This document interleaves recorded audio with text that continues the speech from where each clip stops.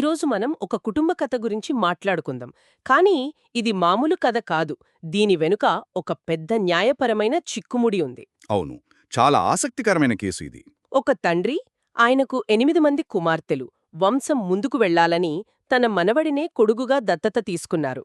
ఆ అప్పటి సంప్రదాయం ప్రకారం. అంత బాగానే ఉంది, కానీ ఆయన వీలునామా రాయకుండా చనిపోయారు.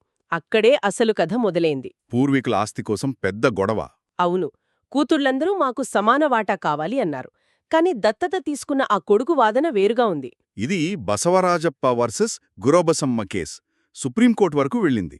ఇక్కడ అసలు ప్రశ్న ఏంటంటే, దత్తత అనేది కేవలం ఒక సాంప్రదాయమా, లేక దానికి అంతకు మించిన చట్టపరమైన విలువ ఉందా? సరిగ్గా అది ఆస్తి హక్కులను వెంటనే మార్చేస్తుందా? హిందూ దత్తత నిర్వహణ చట్టంలో సెక్షన్ 12 అనొకటుంది. Okay, section 12. దాని ప్రకారం దత్తత అంటే ఒక లీగల్ ట్రాన్స్ప్లాంట్, అంటే ఒక బిడ్డను పుట్టిన కుటుంబం నుంచి చట్టపరంగా వేరుచేసి మరో కుటుంబంలోకి తీసుకురావడం. అవును, ఆ క్షణం నుంచి పాత బంధాలు తెగిపోతాయి. కొత్త కుటుంబంలో సహజంగా పుట్టిన బిడ్డకు ఏ హక్కులుంటాయో అవన్నీ ఇతనికి కూడా వచ్చేస్తాయి వెంటనే. అమ్మో, అంటే ఆ దత్తత పత్రంపై సంతకం పెట్టిన క్షణమే, ఆ క్షణంలోనే. తెలియకుండానే ఆస్తి హక్కులు మారిపోతాయన్మాట. అంటే ఆ మనవడు కేవలం కొడుకుగా మారడమే కాకుండా పుట్టుకతోనే ఆస్తిలో వాటా పొందే కో-పార్ట్నర్ అయ్యాడా? ఖచ్చితంగా అదే సరైన పదం, కో-పార్ట్నర్ అయ్యాడు. ఇక్కడే చట్టం ఒక ఆసక్తికరమైన పని చేస్తుంది. దాన్ని నోషనల్ పార్టీషన్ అంటారు. నోషనల్ పార్టీషన్ అంటే ఊహాజనిత విభజన. అవును, అంటే దత్తత జరిగిన ఆ ఒక్క క్షణంలోనే ఆస్తి రెండుగా విడిపోయిందని చట్టం ఊహించుకుంటుంది. ఇది నిజంగా జరగదు, కానీ చట్టం దృష్టిలో జరిగిపోయినట్టే. ఒక్క నిమిషం, ఇది కొంచెం గందరగోళంగా ఉంది.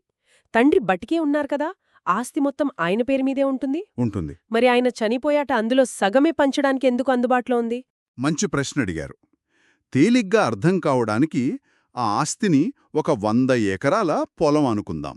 సరే, 100 ఎకరాలు. దత్తత జరిగిన వెంటనే చట్టం ఆ పొలం మధ్యలో ఒక గీత గీసి, ఈ 50 ఎకరాలు తండ్రివి, ఈ 50 ఎకరాలు పొత్తగా వచ్చిన కొడుకువి అని చెప్పేసింది. ఆహా, ఇది కేవలం చట్టం దృష్టిలో జరిగిన విభజన. అంతే. ఇప్పుడు తండ్రి చనిపోయినప్పుడు పంచాల్సింది మొత్తం 100 ఎకరాలు కాదు, కేవలం ఆయన వాటా అయిన 50 ఎకరాలు మాత్రమే. అర్థమైంది. అవును.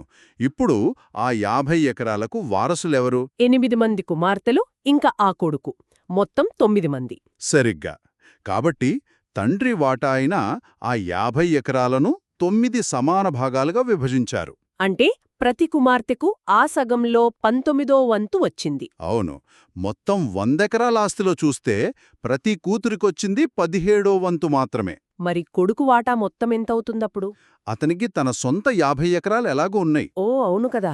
దానికి అదనంగా తండ్రి 50 ఎకరాల వాటాలో అందరితో పాటు ఒక 19వ భాగం కూడా వస్తుంది. ఆర్తెల వైపు నుండి చూస్తే చాలా అన్యాయంగా అనిపిస్తోంది. నిజమే.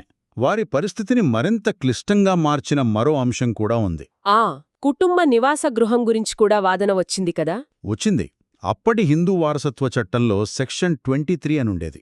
దాని ప్రకారం ఒక మగ వారసుడు కుటుంబ గృహంలో నివసిస్తుంటే ఆడవారసులు ఆ ఇంటి విభజనను కోరలేరు. అంటే ఇల్లు అమ్మడానికి వీలులేదు. వీల్లేదు. వాళ్లకు కేవలం అందులో నివసించే హక్కు మాత్రమే ఉంటుంది. అయితే ఈ సెక్షన్ను 2005 సవరణలో తీసేశారు. కానీ ఈ కేసు విచారణ సమయంలో అది అమల్లో ఉంది. అవును. దాంతో కోర్టు ఆ ప్రకారమే తీర్పిచ్చింది. ఇది కుమార్తెలకు మరో ఎదురుదెబ్బ. ఈ మొత్తం కేసు నుండి మనం నేర్చుకోవాల్సిన ముఖ్యమైన విషయాలేంటి? నాకైతే ఒకటి స్పష్టంగా అర్థమైంది. చెప్పండి. ఆ తండ్రి ఒక్క వీలునామా రాసి ఉంటే ఈ గొడవే ఉండేది కాదు కదా. నిస్సందేహంగా తన ఆస్తిని ఎవరికి ఎలా పంచాలో స్పష్టంగా రాసి ఉంటే కోర్టు వరకు వెళ్లాల్సిన అవసరమే ఉండేది కాదు. ఇది మనందరికీ ఒక పెద్ద గుణపాఠం. నిజమే. అలాగే దత్తత అనేది కేవలం కుటుంబ సంబంధాలను మార్చడమే కాదు, ఆస్తి హక్కులను కూడా ఎంత బలంగా తక్షణమే మార్చేస్తోందో ఈ కేసు చూపిస్తోంది. న్యాయ నిపుణులకు కూడా ఇది ముఖ్యమైన పాఠమేమో. ఖచ్చితంగా. ఈ నోషనల్ పార్టీషన్ తర్కాన్ని ఎంత కఠినంగా, గణితబద్ధంగా అన్వయించాలో ఈ కేసు స్పష్టం చేసింది. ముగింపుగా ఈ విశ్లేషణ మన ముందొక పెద్ద ప్రశ్ననుంచుతుంది. వంశం కొనసాగాలనే పాత సంప్రదాయాలకు, ఆస్తిలో సమాన హక్కులు కావాలనే నేటితరపు ఆధునిక ఆలోచనలకు మధ్య చట్టం ఎలా సమతుల్యం సాధించగలదు? దీని గురించి ఆలోచించాలి.